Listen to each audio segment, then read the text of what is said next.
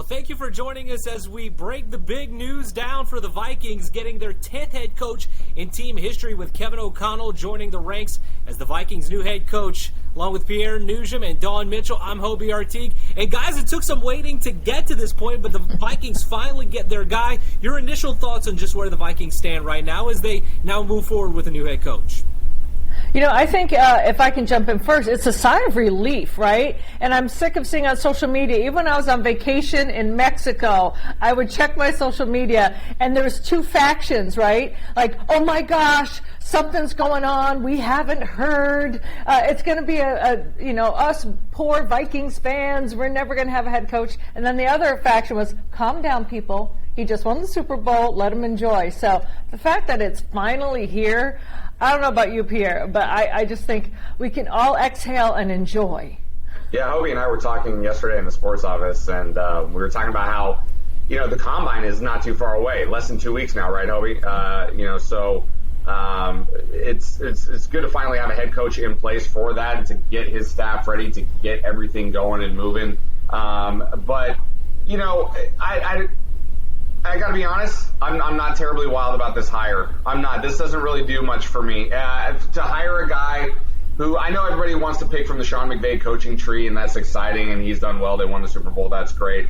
36 years old, I'm not going to knock that. I guess that doesn't really matter in today's NFL anymore, how old or young you might be, but I think I would have rather seen somebody with a little more experience, and at bare minimum, if you're going to hire an offensive coordinator, I would have rather seen somebody who calls the plays.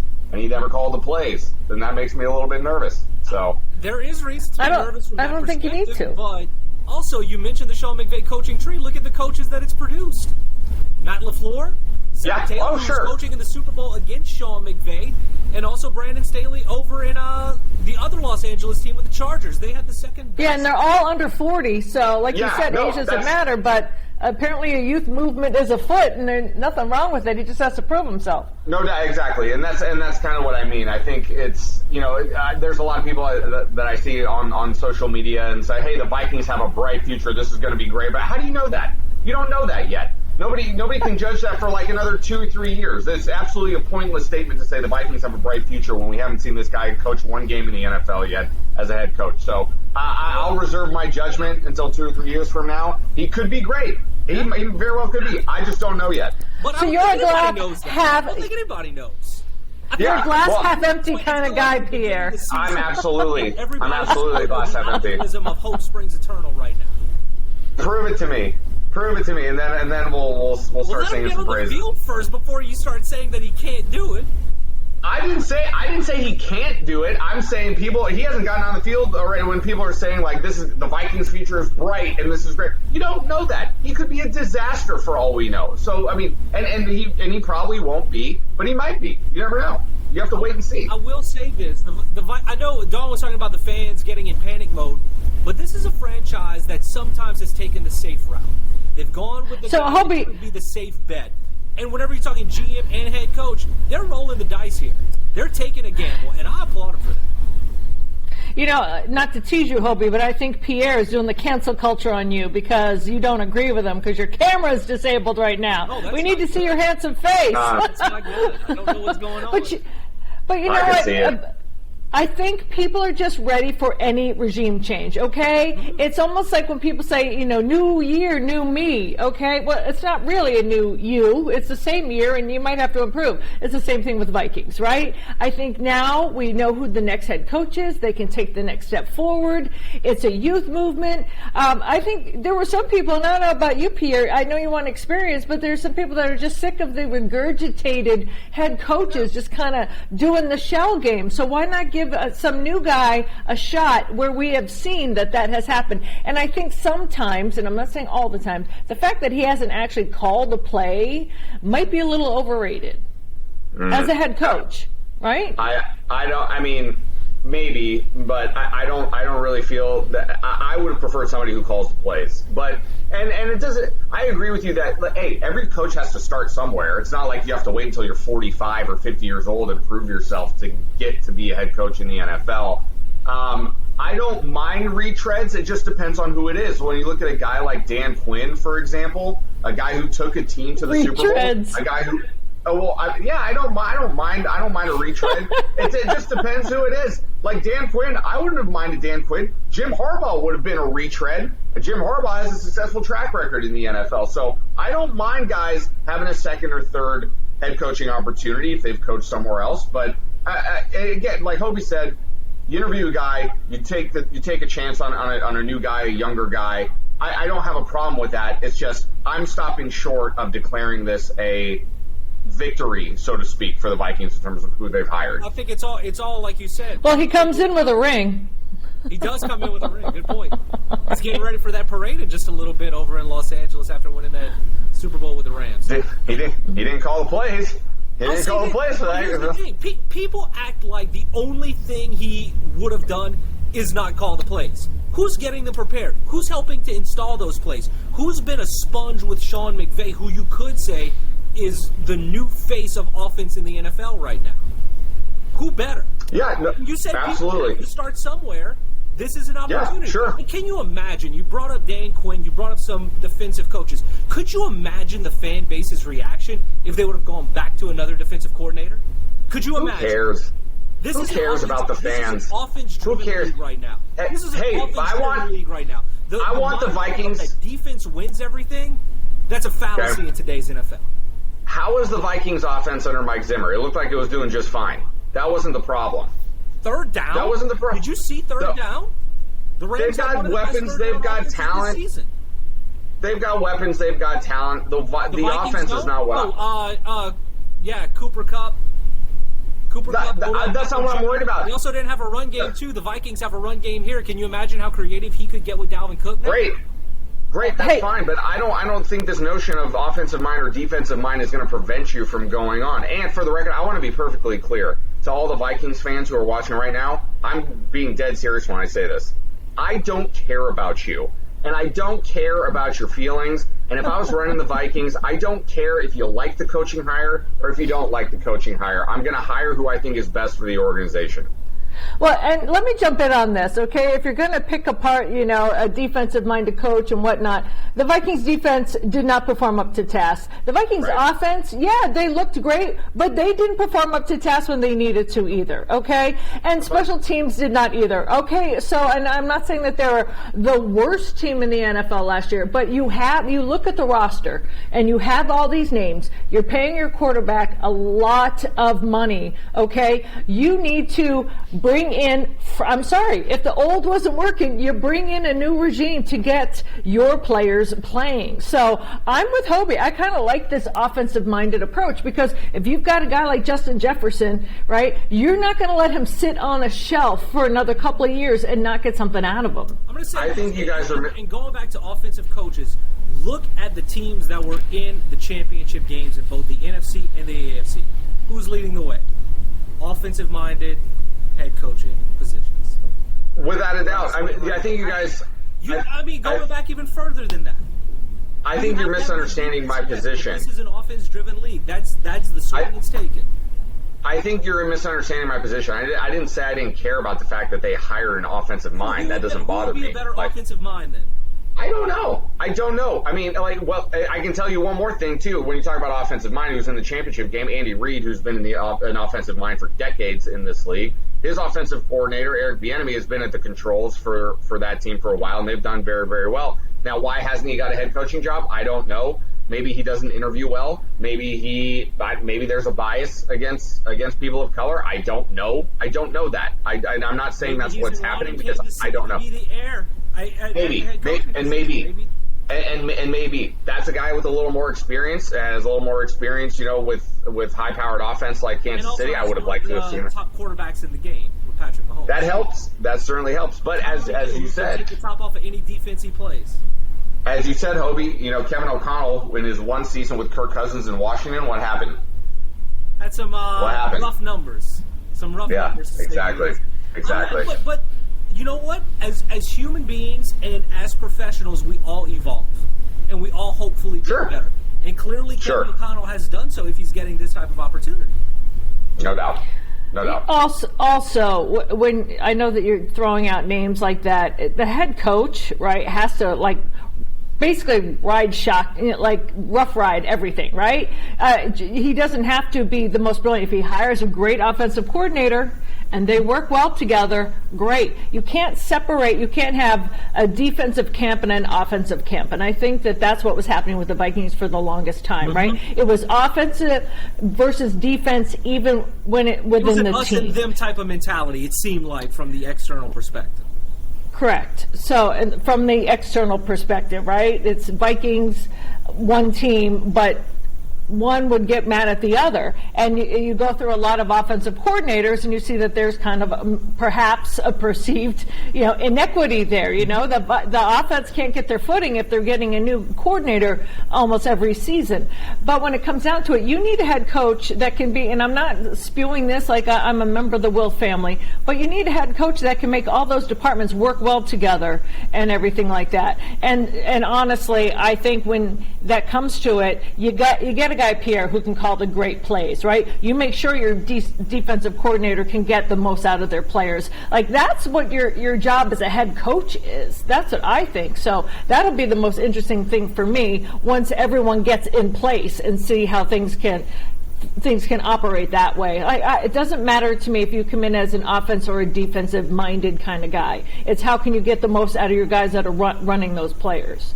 Well, I think one thing one thing you have to pay attention to as well is what kind of staff is he going to put together. Who's coming in as your OC? Who's coming in as your quarterback's coach? Who's coming in as your? That's exactly what I was just saying. Yeah, that is exactly something you got to pay attention to. If I'm a fan, that's what I'm paying attention to for a first-year head coach. Who's your staff? So that's something I think that really needs to be looked at very. Who's your staff? Seriously. Who's your players? Exactly. Yeah. Well, that to me is the most important thing. Who's your players? Because that's what matters. Right. Who's your quarterback? Yeah. Well, it looks like it's going to be Kirk Cousins right now. Going to that area, there is work to be done with the defense, like Dawn was saying earlier, because of the way they finished statistically. It's not going to just be on the offense, because you can't expect them to go out and score a touchdown every single drive or get points every single drive. But looking at that quarterback position right now, a lot of people read into that year that Kevin O'Connell, as a quarterback's coach in Washington, spent with Kirk Cousins. Those two have progressed a ton in their careers, going to their separate ways. Now that they're back together, where should the expectation lie on that relationship now from what we know at this point in time? Yeah, just because they spent time together didn't mean they liked each other. Like, we don't know that, right? Sure. Like, did they respect each other? I'm sure on a certain level. I think if you're going to be safe, there's no way that they're going to get rid of Kirk Cousins, in the first year with a brand new staff. But if they're looking towards the future and they want to clear out that money and they want to do stuff, how much do they want to win now as to winning the year after or after that? So, I'm not of the ilk that Kirk is gone as soon as this new head coach is in place. I think it might take a little bit. It's hard to move that kind of cash. And if you want to win now, like the Wolf said, very, very good chance of winning now, or whatever the exact quote was. Do you get rid of a Kirk Cousins? That's the question. Yeah, I mean, it's tough to kind of. I know Kirk didn't have the best statistical season of his life with Kevin O'Connell as the quarterback's coach, but that team also wasn't very good. 2017. Were they 7-9 that season?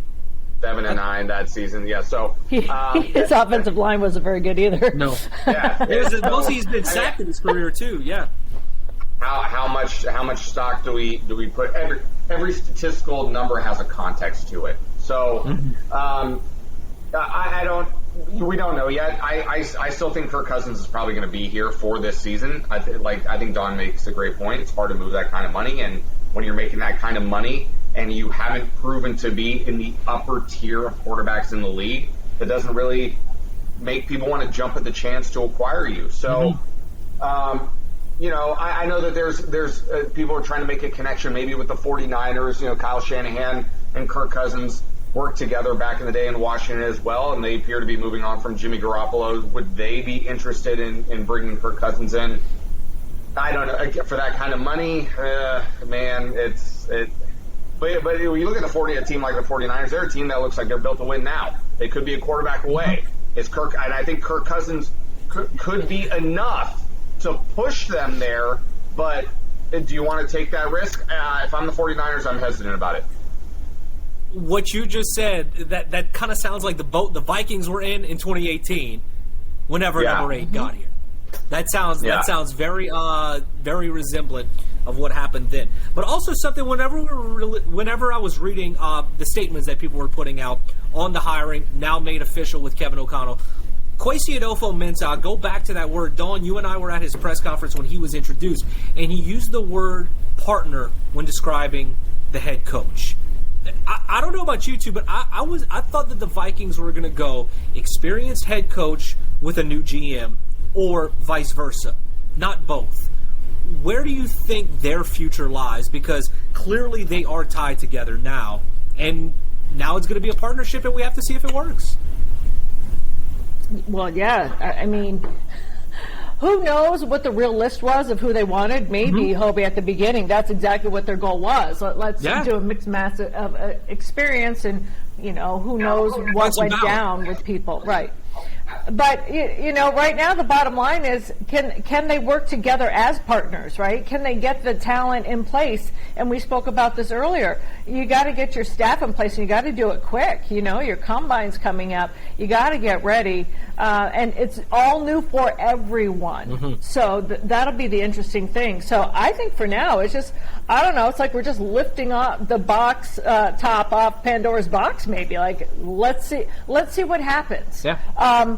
People are coming from great places, right? Okay.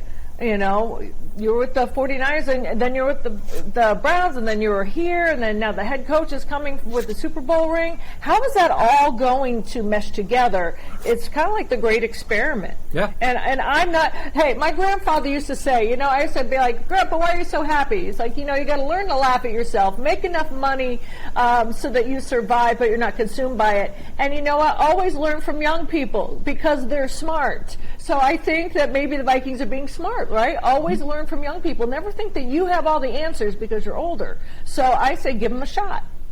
Maybe I'm being too optimistic. I don't know, Pierre. You're looking at me like, And I care about Vikings fans. I don't. I do not. I have no. Like you said, yeah. Sometimes you gotta let somebody, or give somebody an opportunity, and maybe he takes his ball and he runs with it. Who knows? He very well could, and he could be great.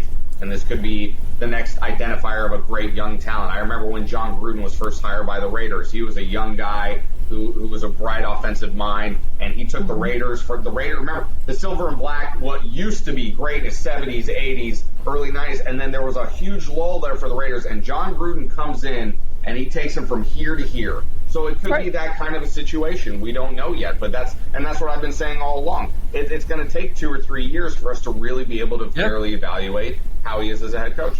All right, as we try to start to wrap things up with the official hiring of Kevin O'Connell as the Vikings' new head coach, what do you think is the biggest hurdle for him within the next 2-3 months, maybe?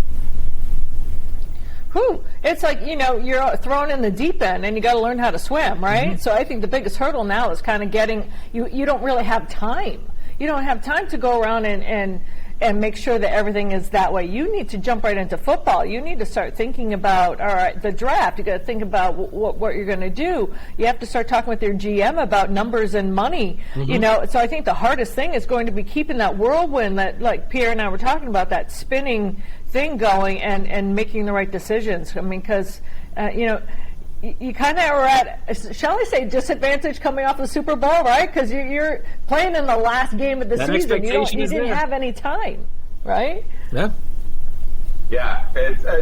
Combine's coming up in less than 2 weeks, and then what happens? Free agency. And then what happens? The draft. You have about 60 to 75 days of the next 60 to 75 days, and you're a new head coach and you're a new GM, and you have to look at your cap situation that has been really up against it for the Vikings. You have to alleviate your cap situation. I think that is the first priority, and then after that, maybe the dominoes might start to fall. But like Don said, for you being a new head coach, a new GM, time is a precious, precious thing. And you do not have a lot of it. And before you know it, mini camp starts. And before you know it, training camp starts. And here we go. We're ready to go with the 2022 season. But there's a lot of work to be done between now and the end of April when the draft rolls around. And he has no time to waste.